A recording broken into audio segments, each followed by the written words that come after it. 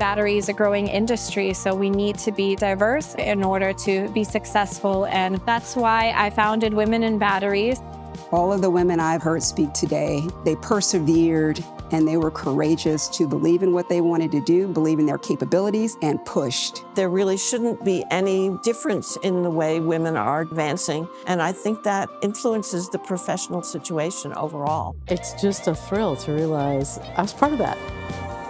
Women thrive in a profession that is impactful, that is moving at a fast clip in terms of innovation, that is incredibly collaborative, and is urgent. When you walk into the room, you found your people that already understand you and are in tune with the experiences that you've had, so I feel accepted. I was really struck by the level of excitement that the women here have at being a part of what really is an electrification revolution. Together, we can find solutions and empower each other.